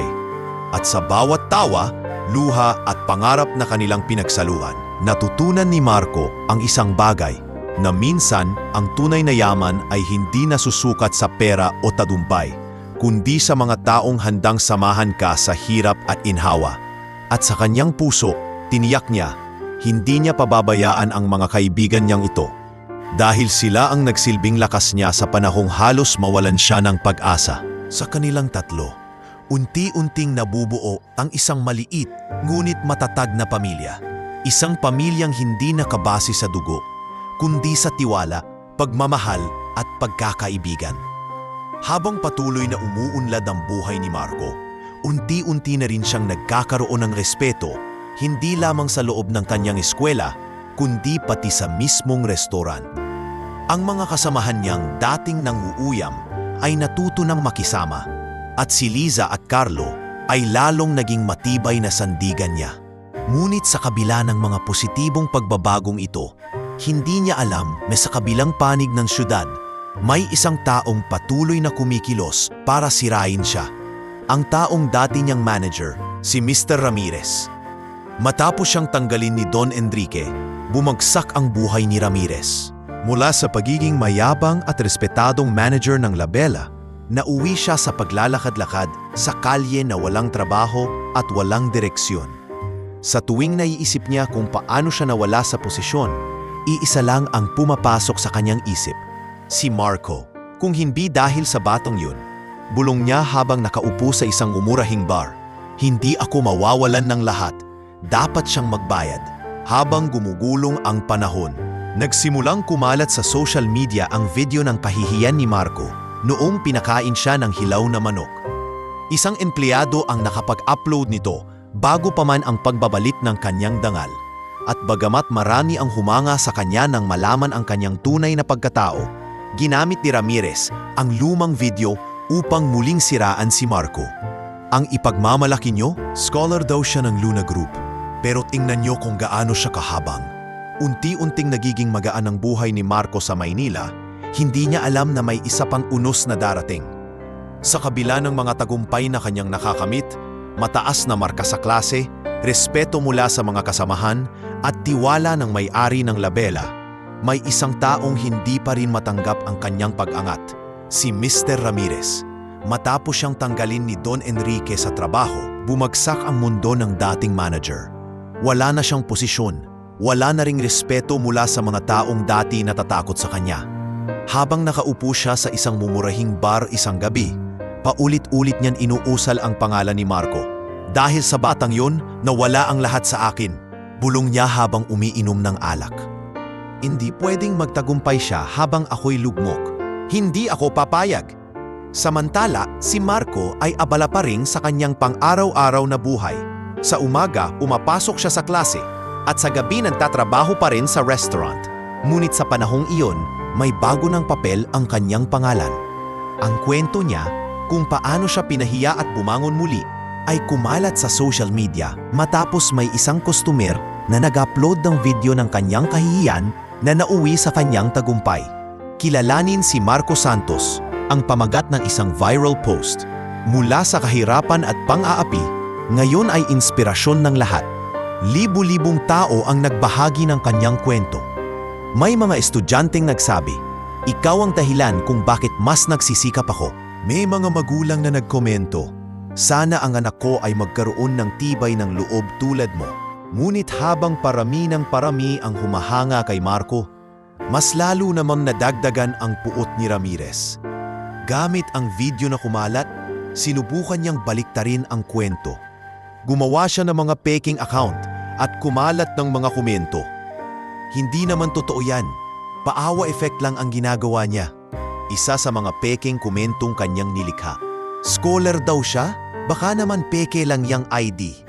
May ilan na nadala sa mga negatibong komento. Ngunit mas marami ang naniniwala kay Marco. Sa halip na bumagsak ang kanyang pangalan, mas lalo pang umangat dahil sa dami ng taong tumepensa sa kanya. "Wala kayong karapatang husgahan si Marco," sagot ng isa sa mga nagkomento. "Kung nakita niyo lang kung paano siya pinahiya, maiiyak kayo." Pero sa halip na gumanti, nagpakumbaba siya. Habang lumalaki ang suporta kay Marco, nakaramdam siya ng kakaibang kaba. Sa isang gabi, habang naglalakad pa uwi kasama si Liza at Carlo, napansin nilang may nakasunod sa kanila. "Marco," bulong ni Liza habang bahagyang kinakabahan. "Parang may nakatingin sa atin." Tumingin si Marco sa paligid, ngunit wala siyang nakita. "Baka guni-guni lang natin. Tara na, baka ginagabi na tayo." Ngunit hindi iyon imahinasyon. Si Ramirez, galit na galit, ay lihim na minamanmanan si Marco. Nais niyang makahanap ng butas upang tuluyang sirain ang binata. Ilang linggo pa ang lumipas, mas lalo pang tumaas ang reputasyon ni Marco sa kolehiyo. Sa isang klase, ipinakilala siya ng profesor bilang huwaran. "Mga estudyante," sabi ng profesor, "si Marco Santos ay patunay na hindi hadlang ang kahirapan para magtagumpay. Naway maging inspirasyon siya sa inyo." Napatingin si Marco sa kanyang mga kaklase at napansin niya ang mga ngiti ng ilan. Ngunit hindi maikakaila na may ilan ding naiinggit. Isa sa kanila, si Richard, ay palaging malamig ang tingin sa kanya. Siya na lang palagi ang bida. Bulong nito sa katabi, "Porket naging viral, akala mo kung sino na." At dito, hindi lang si Ramirez ang naging kontrabida sa buhay ni Marco. Unti-unti na ring lumitaw ang mga taong hindi matanggap ang kanyang kasikatan. Ngunit sa kabila nito, nanatili siyang nakatuon sa kanyang pangarap. Isang gabi, habang nasa labela, nilapitan siya ni Don Enrique. "Marco, gusto kitang ipakilala sa mga kaibigan ko mula sa Luna Group. Balang araw kapag natapos ka sa pag-aaral, direkta kang papasok sa kumpanya. Kaya't ipagpatuloy mo lang ang ginagawa mo." Napaiyak si Marco sa tuwa at halos mapayakap sa matanda. "Salamat po sir, hindi ko po kayo bibiguin." Ngunit habang nakangiti siya, hindi niya alam na sa labas ng restaurant, nakamasid si Ramirez. At sa kanyang isip, malinaw ang plano. "Kung hindi kita kayang talunin sa harapan, sisirain kita sa likod. Hindi ka pwedeng maging bayani habang ako'y nagdurusa." Sa mga sumunod na linggo, nagsimula ang sunod-sunod na pangyayaring tila sinusubok si Marco. Isang araw, bigla na lang kumalat ang tsismis na nagnanakaw daw siya ng pagkain mula sa kusina ng restaurant. Sa una, maraming nagduda. Ngunit agad itong pinabulaanan ng mga kasama niya. Lalo na ni Liza na palaging kasama si Marco. Hindi gagawin ni Marco yon, mariing sabi ni Liza. Kung may nakita kayong kumakain ng tira-tira, hindi siya yon. At kahit anong hirap niya, hindi siya magnanakaw. Ngunit hindi tumigil ang mga pagsubok. Ilang linggo pa, kumalat naman ang balita na peke raw ang kanyang scholarship ID. May nagpakalat ng lumang litrato kung saan tila iba ang pangalan na nakalagay. Ngunit agad na dumepensa ang mismong Luna Group at nagpaliwanag na totoo ang ID ni Marco at isa talaga siyang scholar. Habang patuloy ang mga pagsubok, mas lalo lamang tumitibay ang loob ni Marco. Hindi siya sumuko. Sa bawat paninira, mas lalo niyang pinapakita ang kanyang kasipagan at katapatan.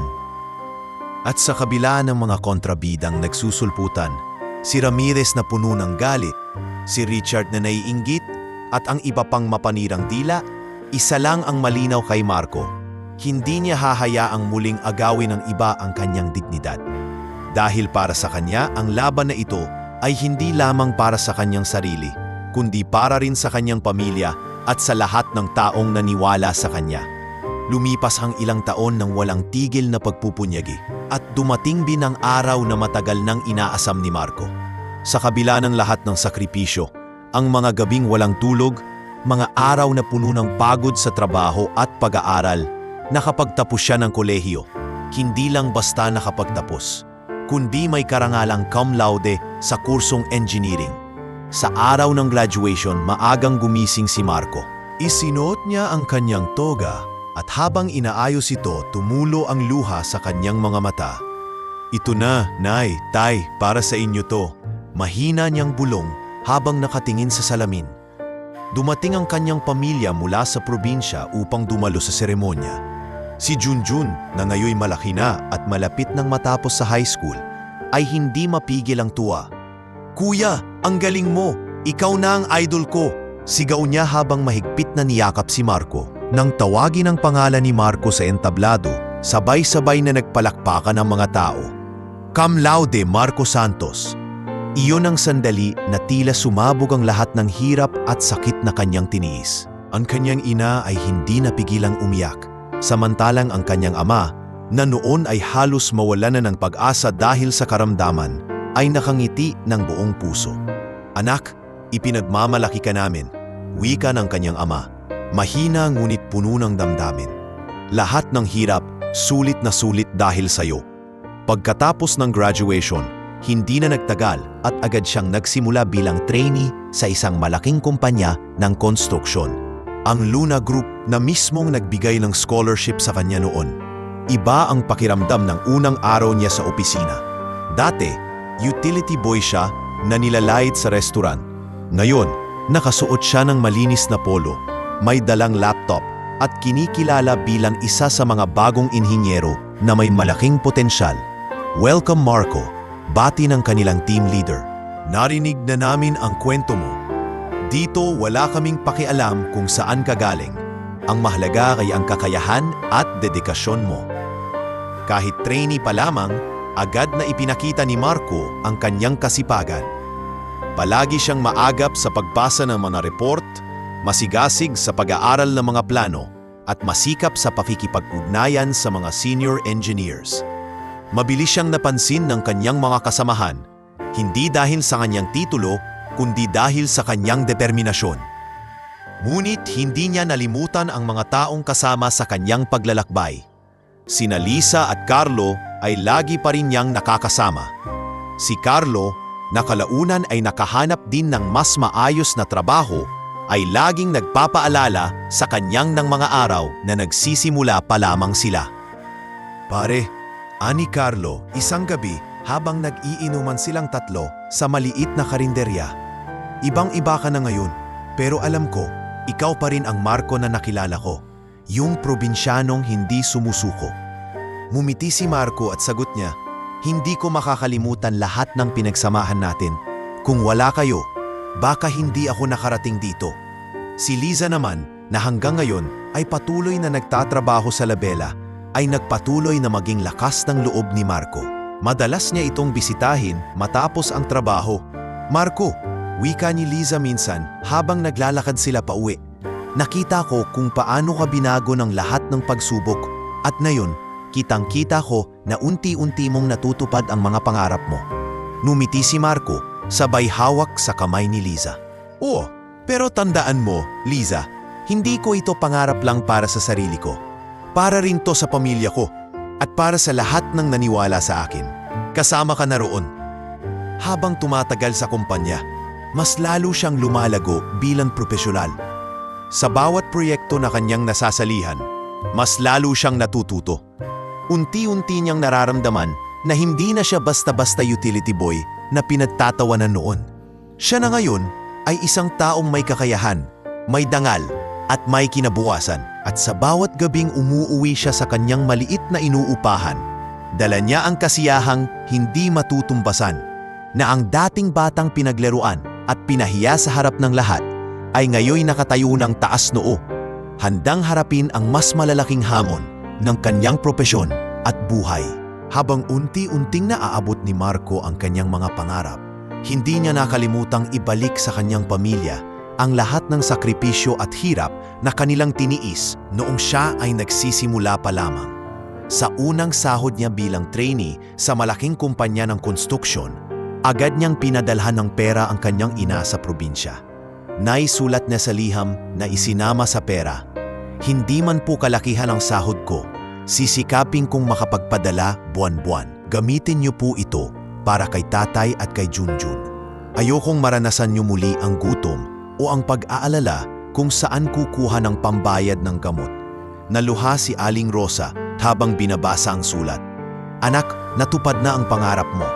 Ngayon natutupad na rin ang pangarap naming makita kang umaangat." Ang una niyang inatupag ay ang pagpapagamot ng kanyang ama.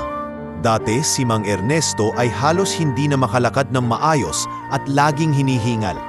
Ngunit dahil sa tulong ni Marco, napadala siya sa espesyalista at nagkaroon ng tamang gamutan. Pagkaraan ng ilang buwan, unti-unting gumaan ang kanyang pakiramdam. "Marco, anak," sabi ni Ernesto sa telepono. Halos maiyak sa tuwa. "Malaking ginhawa na ang nararamdaman ko. Hindi ko alam kung paano ka naming mapapasalamatan." "Tay, wala kayong dapat ipagpasalamat," sagot ni Marco. "Lahat ng ito'y utang ko sa inyo. Kung hindi dahil sa inyong sakripisyo, wala ako rito." Kasunod nito, pinagtuunan din niya ng pansin ang kanilang tahanan. Ang kubo na dati laging tumutulo kapag umuulan at halos masira kapag malakas ang hangin, ay pinalitan niya ng mas matibay na bahay. Gumamit siya ng matitibay na materyales mula sa mismong kumpanyang kanyang pinapasukan. Nang matapos ang bahay, halos hindi makapaniwala ang kanyang pamilya. "Nay," sigaw ni Junjun habang tumatakbo sa loob ng bagong bahay, "may maayos na kwarto na tayo. Hindi na tayo matutulog sa banig na butas." Niyakap siya ni Aling Rosa nang makita siyang umuwi para bisitahin ang bago nilang tahanan. "Anak, binigyan mo kami ng tahanan na hindi namin akalain na makakamit pa namin." Ngunit hindi lang bahay at gamot ang kanyang inuna. Tiniyak din ni Marco na makakapagpatuloy ng pag-aaral si Junjun. Sa tuwing makakausap niya ito sa telepono, palaging ipinaalala niya, "Junjun, huwag mong sasayangin ang pagkakataon. Mag-aral ka ng mabuti. Hindi ko gustong maranasan mo ang lahat ng hirap na pinagdaanan ko." "Oo kuya," sagot ni Junjun. "Pangako, gagawin ko ang lahat para maging proud ka rin sa akin." Sa tulong ng pinapadalang pera ni Marco, nakakapagbayad si Junjun ng mga proyekto at iba pang kailangan sa eskwela. Unti-unti, nagsimulang lumitaw ang galing nito sa klase. At tulad ni Marco, nagsimula ring hangaan ng kanyang mga guro. Hindi rin nakalimutan ni Marco ang kanyang ina. Sa dami ng taon na si Aling Rosa ay nagtitinda ng gulay at halos walang pahinga, nais niyang bigyan ito ng pagkakataong magpahinga at magkaroon ng mas maginhawang kabuhayan. Ipinatayo niya para sa kanyang ina ang isang maliit na tindahan sa harap ng kanilang bagong bahay. "Nay, para sa inyo to," sabi ni Marco habang inaalalayan ng kanyang ina sa pagbubukas ng bagong tindahan. Hindi nyo na kailangang araw-arawin ang paglalako sa palengke. Dito na lang kayo, mas madali at mas ligtas pa. Naluha si Aling Rosa sa tuwa. Anak, lahat ng ito'y dahil sa'yo. Hindi ko akalaing darating ang araw na magkakaroon tayo ng ganitong kaginhawaan. At nang makita ni Marco ang ngiti sa mukha ng kanyang pamilya, mas lalo siyang nagpunyagi sa trabaho. Ang bawat araw na ginugol niya sa opisina at sa mga proyekto ay hindi na para lamang sa kanyang kinabukasan, kundi para tiyaking hindi na babalik sa kahirapan ang kanyang mga mahal sa buhay. Ngunit higit pa sa materyal na bagay, ang pinakamahalagang naibalik ni Marco ay ang dignidad at saya ng kanilang pamilya. Hindi na sila tinitingnan ng mga kapitbahay bilang dukha o api-apihan.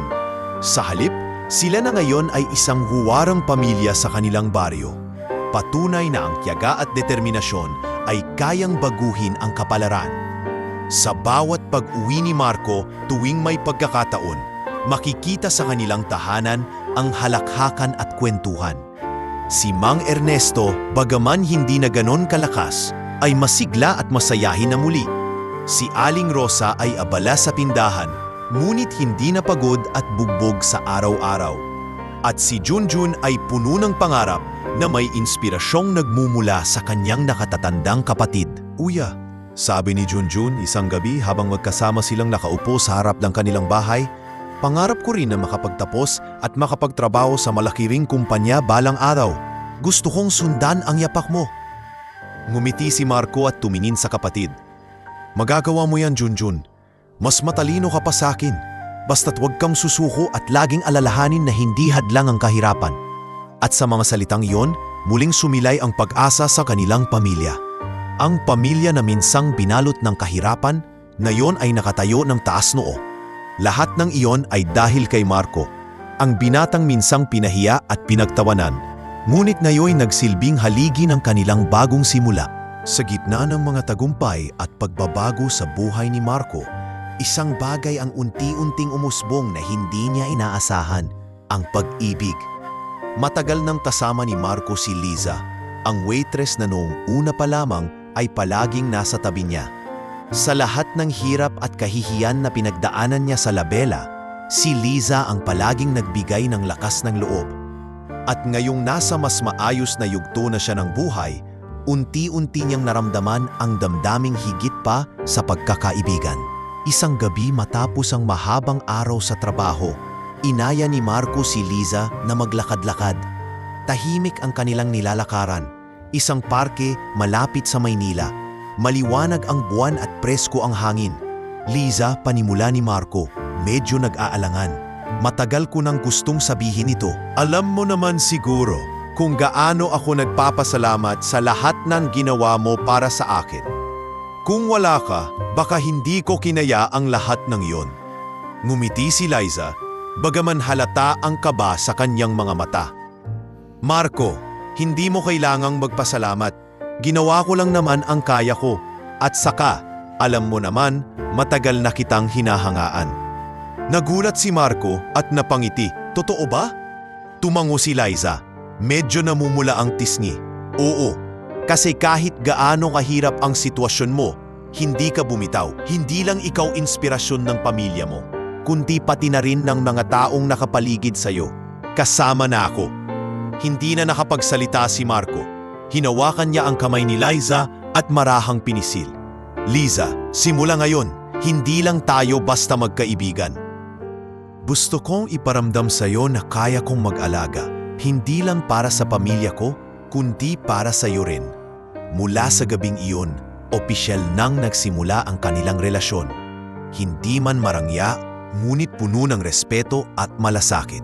Si Marco, na dati halos walang oras para sa sarili, ngayon ay may dahilan upang maglaan ng panahon para sa damdamin. Habang mas lumalalim ang kanilang relasyon, mas naging masaya rin ang mga araw ni Marco. Madalas siyang dinadalhan ni Liza ng pagkain sa kanyang opisina at kapag may oras, sinasamahan niya si Liza sa pagtatrabaho sa labela. Hindi lang basta magkasama, kundi tunay na magkatuwang sa lahat ng laban. Ngunit sa kabila ng kanilang pagmamahalan, hindi nila nakalimutan ang kanilang nakaraan. Minsan, Habang nakaupo sila sa restaurant kung saan unang nagkakilala, napangiti si Marco at nagsabi, "Naalala mo ba, Lisa? Dito nagsimula ang lahat. Noong panahong halos wala akong halaga sa paningin ng iba, ikaw lang ang naniwala sa akin." Numiti si Lisa at tumingin sa kanya. "At ngayon, Marco, hindi na lang ako ang naniniwala sa'yo. Lahat na ng tao nakikita ang halaga mo. Pero kahit hindi ka pa umangat, kahit utility boy ka pa lang noon, para sa akin, espesyal ka na." Mas lalong tumibay ang kanilang pagmamahalan. Hindi nila kailanman ikinahiya ang kanilang pinagdaanan. Sa halip, ginamit nila ito bilang pundasyon ng kanilang relasyon. Habang mas nagsusumikap si Marco sa kanyang trabaho bilang inhinyero, mas naging inspirasyon sa kanya si Lisa. Tuwing gabi, kapag pagod siya sa opisina, simpleng ngiti lang ni Lisa ang sapat na para muling bumalik ang kanyang lakas. "Marco," sabi ni Lisa minsan, "huwag mong kakalimutan na kahit gaano ka busy, mahalaga ring alagaan mo ang sarili mo. Hindi lahat ng laban ay kailangan mong buhatin mag-isa. Kasama mo ako." Sa bawat salitang iyon, naramdaman ni Marco na hindi na siya nag-iisa. Kung dati, puro pamilya lang ang laman ng kanyang isip, ngayon ay may kasama na siyang kabiyak na handang samahan siya sa lahat ng yugto ng buhay. Ang kanilang relasyon ay hindi lang nagbigay ng saya sa kanila, kundi nagsilbing inspirasyon din sa iba. Ang mga empleyado ng Labella na dati saksi sa lahat ng hirap ni Marco ay humanga sa pagmamahala nila. Marco at Lisa, biro ng isa sa mga staff, kayo na yata ang patunay na kahit saan nagsimula ang tao, basta't may respeto at pagmamahalan, may magandang kinabukasan.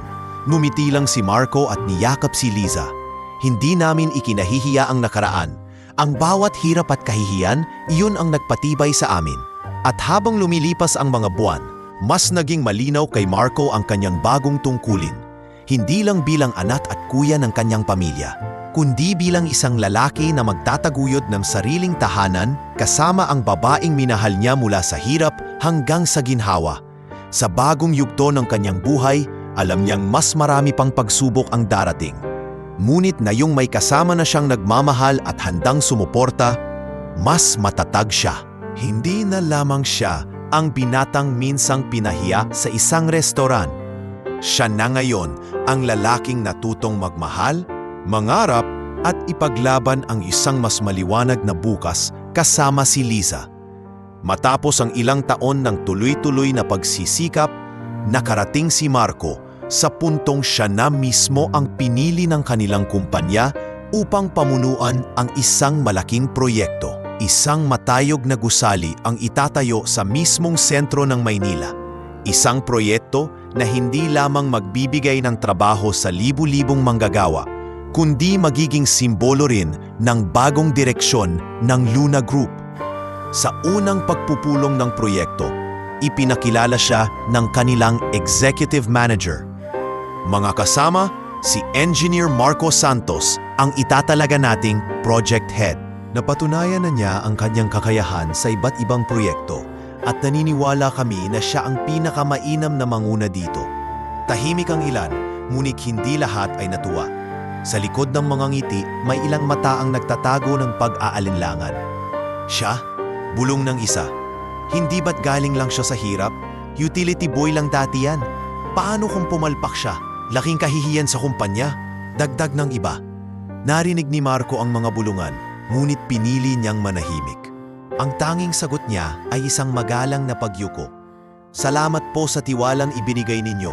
Sisikapin kong hindi kayo biguin." Nang sumabak na sa proyekto, agad niyang naramdaman ang bigat ng responsibilidad. Kailangan niyang makipag-ugnayan sa mga kontratista, arkitekto at 12-dosenang empleyado. Bawat desisyon niya ay may malaking epekto. Ngunit higit pa sa mga hamon ng trabaho, siya ring hamon ng kanyang pinagmulan. Marami pa ring nagdududa sa kanya dahil sa kanyang nakaraan.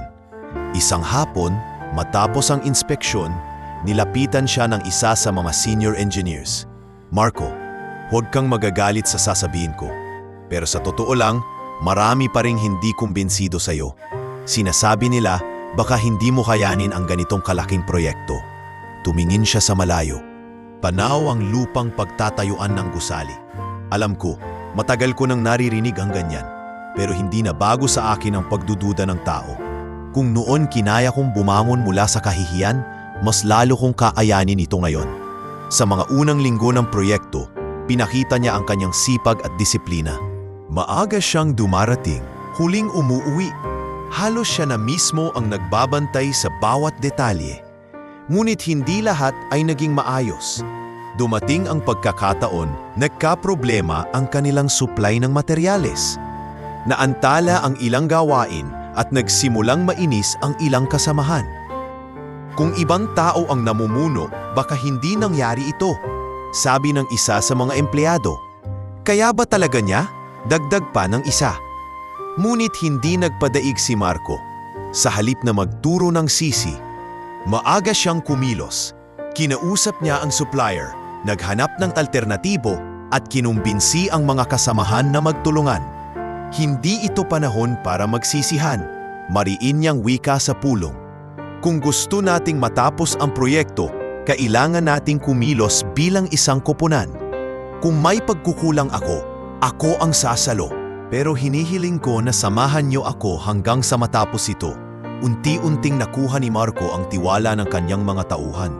Nakita nila na hindi siya lider na puro salita lamang, kundi lider na handang makisama sa hirap. Madalas siyang makitang kasama nilang nagbubuhat ng plano, nakatayo sa init ng araw at nakikipag-usap sa mga karpintero at mason na parang kapantay niya lang. Ngunit sa gitna ng lahat ng ito, dumating ang isang mas mabigat na hamon, ang pagbabalik ni Ramirez. Matapos ang ilang taon ng pananahimik, muling lumutang ang dating manager. Ngayon, isa na itong consultant sa isa pang kumpanya na kakompetensya ng proyekto ni Marco. Hindi ako makapapayag na siya ang magtagumpay. Bulong ni Ramirez sa isang kasamahan. Bibigyan ko siya ng kahihiyang hindi niya malilimutan. Nagsimula siyang magpakalat ng chismis na may anomalya sa proyekto ni Marco. May ilan pang ulat na ipinasa sa media na di umano'y may kapalpakan sa disenyo ng gusali. Agad itong kumalat at nagdulot ng kaba sa mga namumuhunan. Tinawag si Marco sa opisina ng board. Engineer Santos, wika ng isa sa mga directors. Totoo bang may problema sa plano ninyo? Maraming negosyante ang nag-aalala. Kung hindi ka makakapagpaliwanag, baka kailangan nating magpalit ng project head. Tahimik si Marco, ngunit buong tapang na tumingin sa kanila. Wala pong anomalya sa plano. Kung nais ninyo, iharap ko mismo ang mga dokumento at ipapakita ko ang bawat detalye. Alam kong hindi madali ang tiwalang ibinigay ninyo, pero hindi ko ito sisirain. At ganun na ang ginawa niya. Ilang araw siyang halos hindi natutulog, binusisi ang bawat plano at naghanda ng masusing presentasyon. Nang dumating ang araw ng pagpupulong, ipinakita niya ang lahat ng ebidensya, mula sa structural analysis hanggang sa safety measures. Nang matapos siya, natahimik ang buong silid. Kung may kapalpakan man, ako ang unang tatanggap ng parusa, mariin niyang sabi.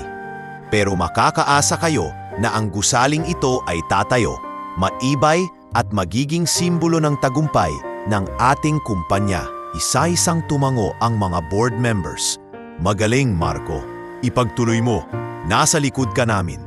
Sa kabila ng mga pagsubok at paninira, muli niyang napatunayan ang kanyang kakayahan. At sa gabing iyon, habang nakaupo siya sa kanyang maliit na opisina, napangiti siya at bulong sa sarili. Kung noon utility boy lang ako na pinagtatawanan, ngayon ako na ang leader na may tiwala ng lahat. Hindi pa tapos ang laban, pero alam kong kaya kong tapusin ito. At doon, natanto ni Marco na ang pinakamalaking pagsubok ay hindi lang tungkol sa proyekto o sa gusaling kanyang itinatayo, kundi ang paninindigan niyang ipaglaban ang kanyang pangalan at dangal laban sa lahat ng nagdududa at nangaapi sa kanya. Makalipas ang ilang buwang puno ng pawis, puyat at walang humpay na pagpupursige, natapos din ang proyektong pinamunuan ni Marco.